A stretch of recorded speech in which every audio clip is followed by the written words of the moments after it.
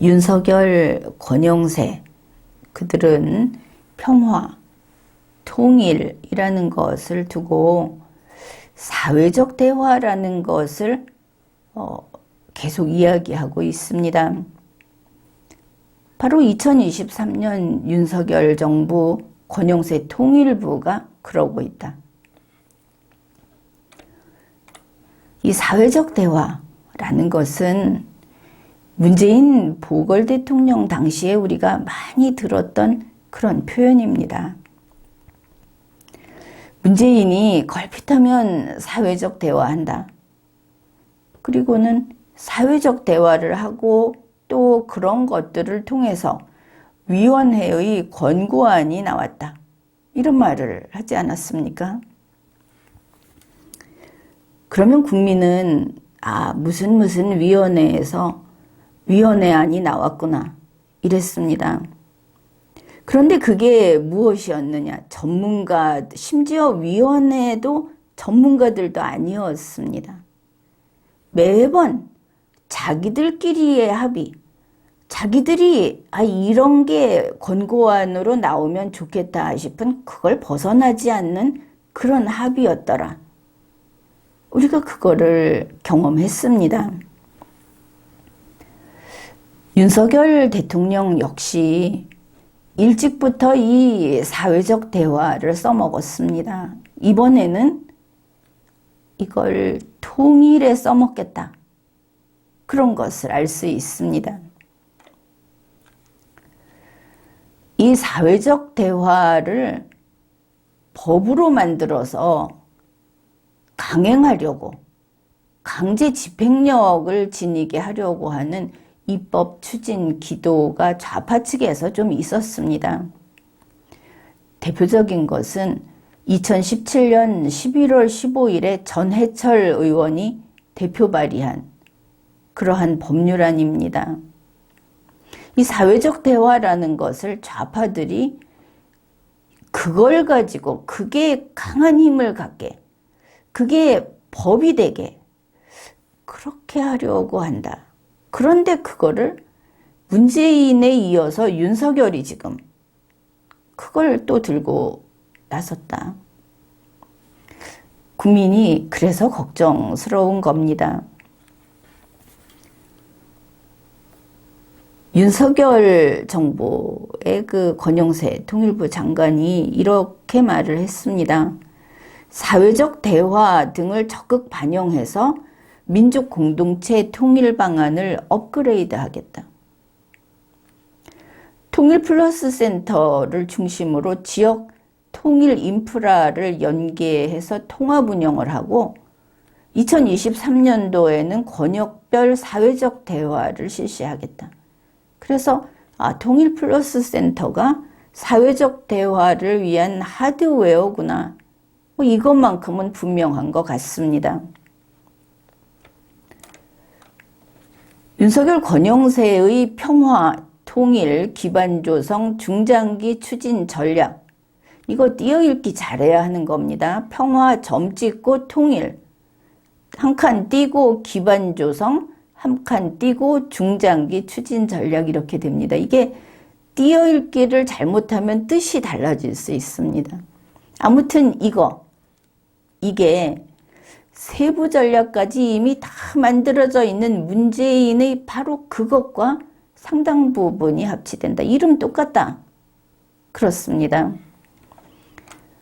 문재인의 평화, 통일, 기반 조성, 중장기 추진 전략 여기에 따르면 정부와 지방자치단체가 평화 플러스 센터를 설치하고 운영하고 여기에서 평화, 점 찍고 통일에 관한 국민의 이해, 참여를 증진시킨다고 합니다. 평화, 통일 문제에 대해서 국민의 의사를 수렴해서 정책에 반영하기 위해서 그런다고 하는데 여기에서는 속아 넘어가면 안 됩니다. 국민의 의사는 각자 독자적인 의사가 아니고 교육하고 세뇌시켜서 결국은 달달 외운 것을 그게 내 생각이라고 꺼내놓는 그거를 다시 주워 모아서 정책에 반영한다는 겁니다. 뜻을 정확히 알아야 하겠습니다.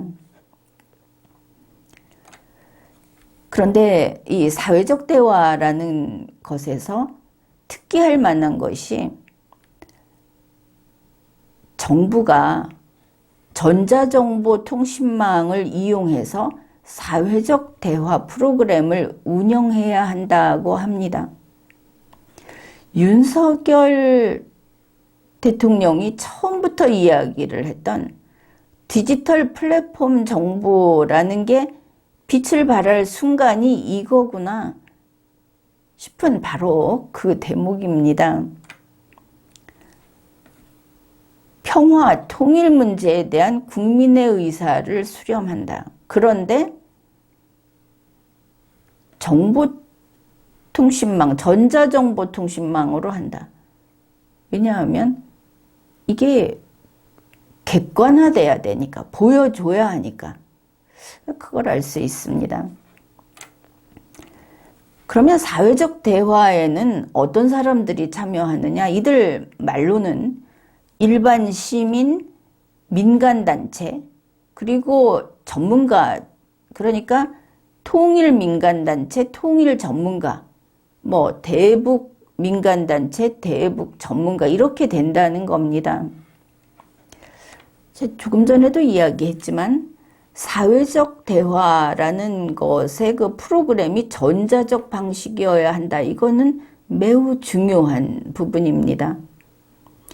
문재인, 그를 물려받은 윤석열 권영세가 사회적 대화를 하는데 여기에 통일 플러스 센터가 하드웨어고 사회적 대화의 그 프로그램의 필수 조건은 전자정보통신망을 이용해야 한다. 이거 잘 기억해 두기로 합시다. 자, 이제 사회적 대화가 무엇인가? 본격적으로 여기에 들어갑시다. 사회적 대화라는 것은 서양에서 온 겁니다. 소셜 다이알로그. 그래가지고 이걸 사회적 대화 혹은 사회적 협의 이러는 건데 이 노사관계하고 관계된 그런 문제인 걸 알 수 있습니다. 그러니까 이런 분야의 사회적 파트너는 노동조합과 고용주, 그러니까 우리 같으면 피용인을 채용하는 그 사용인, 고용주 조직, 이들이 사회적 파트너라고 보는 겁니다. 그래서 노동조합과 고용주 조직이 여기에 정부가 개입해서 그렇게 노동시장 정책을 개발할 때 사회적 협의, 사회적 대화를 한다. 그런데 여기에서 좀 쉽게 이런 것을 이해한 국민은 바로 이런 이야기를 할 겁니다. 노동시장 정책이든 뭐든 정책인가? 그러면 정책은 정부가 하는 것이고 사회적 파트너는 주인공이 아니구나, 부수적이구나. 바로 그런 점이 있습니다. 그게 아주 중요한 포인트입니다. 이 사회적 협의, 사회적 대화라는 것이 이제 공공정책 이쪽으로 넘어갔을 때 참여적 의사결정이라는 표현을 더 즐겼습니다. 서유럽에서 공공정책을 개발하는 절차, 여기에 참여적 의사결정, 좀 더 단지 노동시장이 아니고 좀 더 폭넓은 이런 개념이 되겠습니다. 참여적 의사결정이라고 하는 것은 어떤 공공정책을 이제 입안을 할 때 이해 당사자들이 있지 않겠습니까? 뭐 공익을 위해서 항상 사익은 뒤로 물러난다 이게 아니고 하고 싶은 말이 있으니까 그래서 이 이해 당사자들하고 일반 국민들이 참여하고 대화를 나누고 해서 그거를 받아들여서 거기에 따라서가 아니고 그거를 한번 본다, 한번 들어둔다 하는 겁니다. 그렇게 해서 사회적 합의를 이루어낸다. 좀 자기들도 나와서 이야기를 하고 그게 많이 깎인 다음에 좀 반영이 되고 이러면은 합의한다 이렇게 간다는 것을 알 수 있습니다. 우리 한국에서는 사회적 대화도 참여적 의사결정이라고 쓸 때가 더 많은 것을 알 수 있습니다. 앞에서 한번 이야기했는데 이 사회적 대화든 참여적 의사결정이든 여기에서 누가 주체입니까? 정부가 주체입니다. 그래서 참여자는 그 안에 참여자들이 모두 동등한, 대등한 지위에 있지 않다. 이게 아주 중요한 점입니다. 그러니까 정부가 참여자를 참여시키는 겁니다. 그러니까 그냥 해서는 안 될 것이고, 참여자 혹은 사회적 대화나 참여적 의사결정의 구성원으로 어떤 사람을 넣을 것인가 기준을 세우는 겁니다. 정부 쪽에서. 그 기준을 세워서 이 의사결정에 참여시킨다. 왜냐하면 대등하지 않으니까 이렇게 됩니다. 그러면 시민이라든지 혹은 노동조합 이런 이해관계자 이런 사람들이 어떤 위치로 어떻게 거기에 가느냐? 승낙을 받아서 참여하는 지위에 놓이는 겁니다. 자기가 주인공이 아니다. 이것은 대단히 중요한 겁니다. 이 참여적 의사결정의 핵심적인 5가지 구성 요소가 있는데 뻔한 겁니다. 다들 이걸 대충 압축해서 3가지로도 말을 하고 그러는데 5가지는 이렇습니다. 참여자가 사회적 대화에 참여한다. 반드시 그 자리에 가야 합니다. 그런데 지금 윤석열 권영세는 온라인으로 한다고 하지 않습니까? 참여의 의미를 희석시켰다. 확장시켰다. 거기에 대해서 이걸 정말 참여라고 농도를 묽게 했는데 참여라고 할 수 있는가에 대해서도 분명히 논란이 있을 겁니다. 참여한다. 둘째, 참여자가 학습한다. 학습해야 합니다. 참여자가 수의한다. 참여자들이 수의 과정을 같이 겪어야 합니다. 참여자가 합의한다. 그 다음에 그 참여자가 투표로 합의안을 확정짓는다. 그래서 단일한 합의안을 도출한다. 이렇게 5가지가 됩니다. 그래서 사회적 대화라는 말은 그냥 들으면 이게 어정쩡한 그런 표현처럼 보이는데 그냥 특수어다, 특수용어다 이렇게 보면 되겠습니다. 이거는 합의안을 도출하는 것 자체를 가리킨다. 그래서 이게 참여적 결정이라는 말을 붙여도 똑같은 말이 되는 거다. 그러니까 사회적 대화라는 것은 그냥 대화가 아닌 겁니다. 정해진 목적을 달성하기 위한 수단이다. 이렇게 되겠습니다. 그러면 사회적 대화의 구조는 어떻게 되어 있는가? 우리가 그 5가지 요소를 봤는데 우리나라에서 어떻게 될 것인가? 그것을 살펴봅시다. 우선 사회적 대화 1단계입니다. 어리석은 대중을 무작위 추출한 다음에 주입식 교육을 해서 세뇌시킵니다. 정부가 말한 내용을 한 발 따라가면 바로 이게 나옵니다. 정확히. 그런데 무작위라는 것도 그건 아니다 이렇게 봐야 할 겁니다. 사실은 무작위가 될 수 없다. 예를 들어서 보면 이렇습니다. 윤석열 권영세 통일부에서 통일정책실 밑에 대북정책 통일정책과 관련한 남남 갈등을 해소하려고 그래서 통일에 대한 인식 제고를 하려고 참여 소통과를 신설했다. 대북정책, 통일정책에 다양한 의견이 있는 것, 갈등이 있는 것, 서로 의견이 달라서 충돌하는 것, 논란이 있는 거를 용납하지 않습니다. 이거 방치하지 않고 관리합니다. 철저히 통제한다. 이것을 알 수 있습니다. 그러니까 무작위 추출이라고 하는 것은 무작위 추출을 하면 정말 무작위로 갈등이 발생하지 않겠습니까? 없애버릴 갈등인데. 그래서 무작위 추출은 아닐 거다. 이렇게 보는 것이 합리적입니다.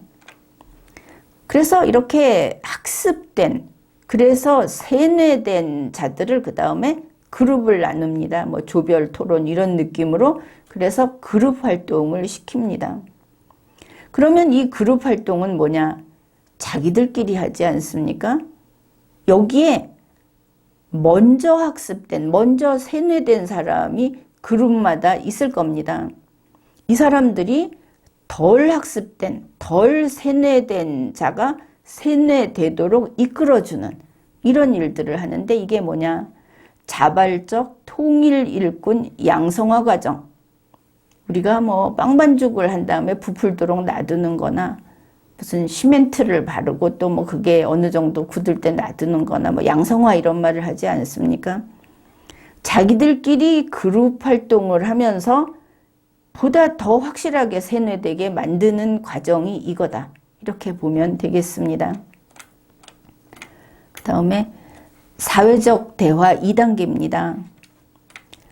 이 2단계에 참여하는 사람들은 이게 이제 사회적 대화라고 볼 수 있는데 바로 그렇게 세뇌된 통일 일꾼으로 갱생된 자들을 포함해서 대중을 무작위 추출한다고 또 주장을 합니다. 그런데 여기에서 뭐 그건 그렇다 칩시다. 무작위 추출을 한다. 그런데 기억해야 될 게 있습니다. 뭐라고 했습니까? 반드시 전자 직접 민주주의 방식으로 해야 한다고 하지 않았습니까? 이게 정부의 추진 전략이다. 전자 직접 민주주의다. 그러면 이건 무작위 안 됩니다. 무작위는커녕 그 참여자 한 명 한 명의 신분 비밀도 불가능합니다. 온라인은 비밀이 없습니다. 차라리 얼굴에 가면을 쓰고 변장을 하고 돌아다니는 건 가능하지만 온라인에서는 자기의 그 흔적, 자기의 위치, 자기의 신분을 속일 수 없습니다. 정부라는 그 조직 안에서 이걸 들여다볼 때는 그렇다. 그래서 무작위 추출은 아마 불가능하다고 해도 지나친 말이 아닐 겁니다. 이 사회적 대화 2단계에서 이렇게 참여자가 모이면은 이들에게 또 주입식 교육을 실시합니다. 지난 그 문재인 보궐 대통령 때 한 그 자료를 보면 이런 식입니다. 북한과 대결과 전쟁 위협 속에 있는 것이 좋은가, 북한을 포용하고 평화적으로 가는 게 좋은가, 두 가지를 놓고 자료 설명을 듣고 토론을 합니다. 어떻게 보면 그 사람들이 바보도 아니고 이게 뭐냐 싶을 텐데 그 자리에 가면 또 그렇게 어울려서 그렇게 하게 되는 모양입니다. 이렇게 주입식 교육을 실시한 다음에 스스로 그런 받은 것을 가지고 이제 토론 주제를 선정하는데 실제로는 이때에도 이 사람들을 믿을 만한 전문가 아니다 이렇게 하지 않았습니까? 그래서 실제로는 위에서 내려온 정부가 제공을 하는 혹은 그 주최자가 제공을 하는 그 자료를 가지고 주제를 정하고 자기들끼리 토론을 하고 자기들끼리 투표를 하는 이런 식이 되는 겁니다.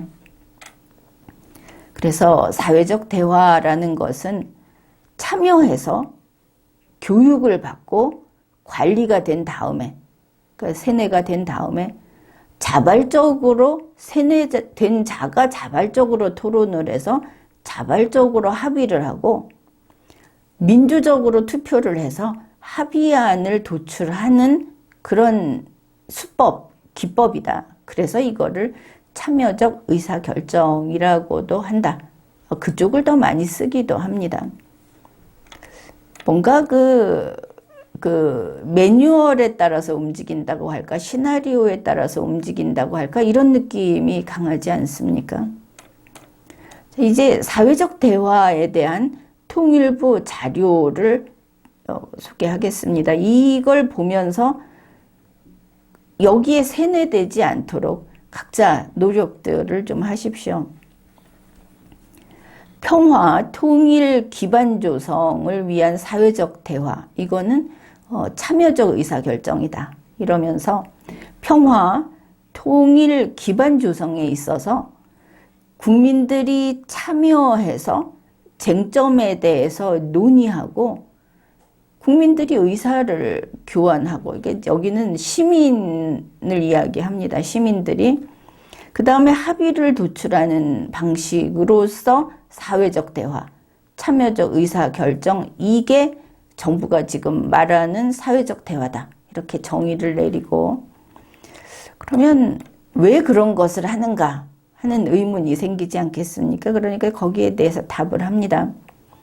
아주 멋진 이야기를 합니다. 민주주의 국가의 모든 정책에는 주권자인 국민의 의사가 반드시 반영되어야 한다. 그래서 아니 이 사람들이 철이 들었나 왜 이러지 했더니 아니나 다를까 두 걸음을 똑바로 걷지 못하고 바로 삐뚤어져 버리더라 하는 게 보입니다. 민주주의 국가에서 모든 정책에는 국민의 말을 직접 들어야 한다. 그래서 이 정책을 정하는데 국민이 참여해야 한다. 직접민주주의를 이야기하고 있습니다. 그러나 아무리 21세기라고 해도 직접민주주의는 쉽지 않으니까 우리나라 정도의 그 규모가 된다면 그래서 전자 직접민주주의가 나온 것을 그래서 그렇구나 이렇게 이해할 수 있는 겁니다. 참여적 의사결정의 핵심적인 구성 요소 앞에서 우리가 5가지를 봤는데 그거를 대충 묶어서 크게 3덩어리로 이야기를 합니다. 시민이 참여하고 참여자가 학습을 하고 수구의를 한다. 참여자들의 합의에 의한 의사결정을 한다. 이게 핵심 요소다.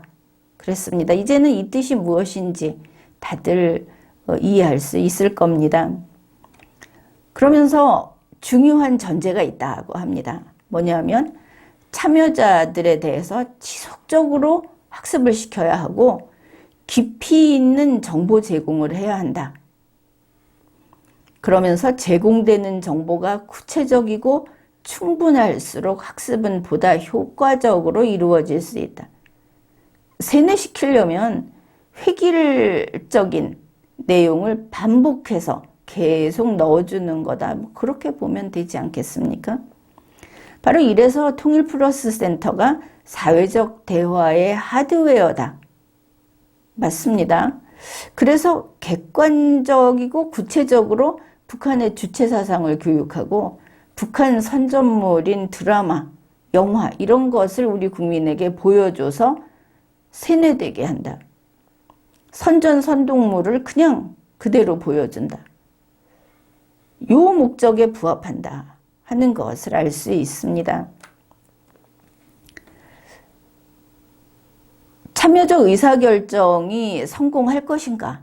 이거를 결정하는 중요한 요소는 충분한 학습을 전제로 한 토론을 하고 그 토론을 바탕으로 합의를 도출하는 거다.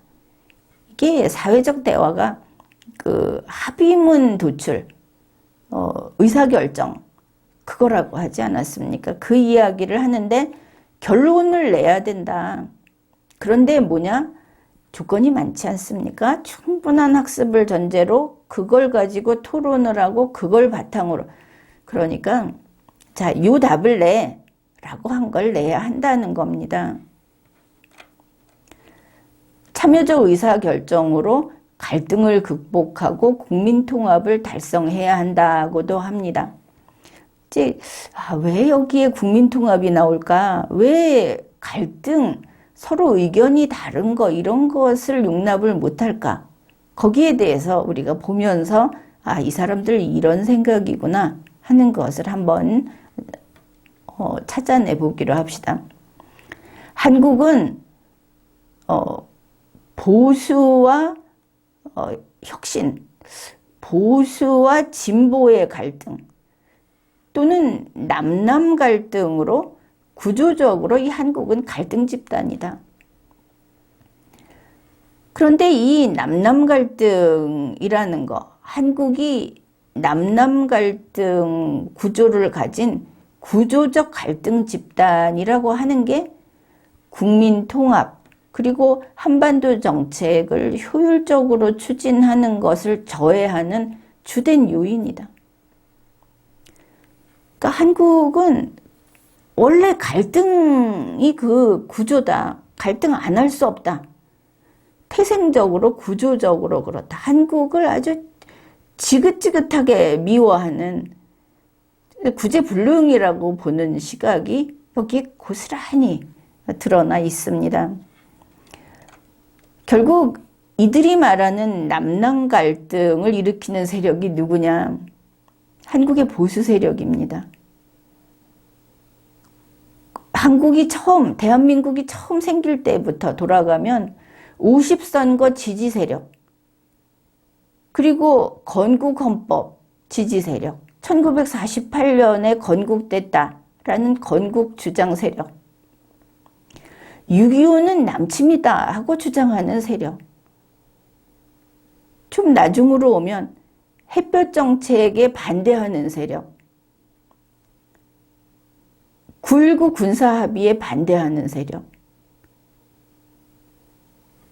저 악명 높은 산불, 그걸 무효다 이렇게 주장하는 세력, 대북전단은 활성화해야 한다 하고 이거 찬성하는 세력, 종전선언 하겠다는 거 반대하는 세력, 평화협정 반대하는 세력, 비무장지대에서 집회 철수하는 거 반대하는 세력, 이런 것들과 이렇게 표현될 수 있는 자유민주주의 국가로 통일을 해야 한다는 세력이 이들이 말하는 남남 갈등의 세력, 적대 세력인 겁니다. 남남 갈등 세력의 문제점을 이렇게 지적을 합니다. 한반도의 평화와 통일에 대한 국민적 관심을 훼손한다. 얘네들이 반통일 세력이다. 평화와 통일 정책의 지지 기반을 약화시킨다. 연방제 통일 정책의 지지 기반을 약화시킨다. 왜 자유민주주의로의 통일이고 대한민국 헌법이 정해놓은 그런 통일을 주장하니까. 그래서 이 남남 갈등 세력, 자유민주주의 통일 세력이 일관된 한반도 정책 추진을 저해한다. 남남 갈등 세력으로 찍힌 자유통일 세력은 좌파의 평화정책, 대북정책을 방해하는 적대 세력이다. 방해의 핵심이다. 이렇게 말을 하고 있는 것을 알 수 있습니다. 그래서 남남 갈등 세력은 극복되어야 한다는 겁니다. 그렇게 해서 한반도 정책의 정쟁화, 자기들하고 생각이 다른 이게 계속 재생산되는 구조는 반드시 해소되어야 한다. 한반도 정책의 추진과 통일 문제에 대해서 생산적인 합의 구조가 형성되어야 한다. 너무나 얕은 수가 뻔히 보이지 않습니까? 자기들이 하는 연방제 통일이라고 하는 거에 반대하는 세력은 나쁜 세력이고, 그래서 자기들이 하는 거에 다 옳소 하는 사람들만 있는 생산적인 합의 구조가 형성되어야 한다. 어떻게? 국민을 세뇌하는 교육을 시켜서, 그러니까 국민 중에 이게 잘 넘어가게 생긴 자기들 편인, 그래서 그들이 사회적 대화라는 걸 해서 옳소라는 합의안을 낸 다음에 그걸로 그냥 통일을 냅다 해버리겠다는 소리다. 이렇게 이해가 됩니다. 그러면서 오늘날의 사회적 대화는 새로운 거버넌스로 주목받고 있다. 거버넌스 이런 말을 쓰면 뭐 대단한 건가 생각할지 모르겠지만 딴 게 아니다. 이 사회적 대화라는 게 세뇌의 도구고 세뇌 교육을 하는 결국은 그런 도구고 좌파의 평화정책, 대북정책을 성공시킬 무기다. 그렇게 여기고 있는 것을 알 수 있습니다. 그래서 왜 이런 것을 하느냐? 어디 짐짓 모르는 채 하고 물어보면 그들의 답은 이렇습니다. 통일부 자료에 있는 게 이겁니다. 사회적 대화라는 것은 통일 국민 협약을 도출하기 위한 거다. 어떻게 하느냐? 시민사회가 사회적 대화를 운영하고 기획하고, 이 시민사회는 통일에 관심이 있는, 북한에 관심이 있는 그런 활동을 해온 이들의 집단을 가리킵니다. 시민들은 사회적 대화에 참여하고 합의를 하는 핵심 주체로 참여한다. 그런데 기억하고 있습니까? 사회적 대화에 참여하는 자는 거기에 주인공이 아니다. 그걸 주체하는 것은 예를 들어서 정부, 주로 정부다. 이 사람들이 핵심 주체로 참여해봤자 이들은 참여를 허락받은 자들에 불과하다. 이게 아주 의미를 완전히 정반대로 바꾸는 그런 중요한 내용입니다. 참여자는 인구 표본 추출로 해서 대표성을 확보해야 한다. 그러나 누가 한다? 참여시키는 자가 있고 이들은 참여당하는 자이기 때문에 타율적 존재입니다. 남이 집어넣거나 집어내는 그런 대상이다. 대표성 확보라는 말은 그 정도로 이해하면 되지 정말 대표성이 있는 게 아니다. 전문가 이해 당사자는 객관적인 정보, 자료, 구체적인 경험 등을 제공한다. 이게 이제 인재가 될 겁니다. 교육시키는 인재. 정부는 중장기적인 계획을 가지고 재정 지원, 행정 지원을 한다. 정치권은 여기에 속마음이 있습니다. 여야 초당파적으로 통일국민협약을 법으로 만들어야 한다. 지금 보면 정치권이 여야라고 해도 야가 사실은 그게 반인지 얼마인지 모르지만 이 연방제 통일안에 있어서는 윤석열 정부하고 한 뜻이니까 거의 같은 당처럼 볼 수 있다. 당 정만 다르지.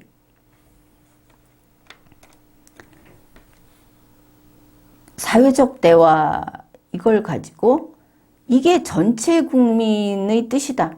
전체 국민이 컨센서스를 달성을 하는데 내놓는데 그거를 사회적 대화로 이걸 대신 도출해 주겠다. 국민 대신 이런 소리를 하고 있는데 이것은 정말 큰일 내는 것이다. 그것을 알아야 하겠습니다.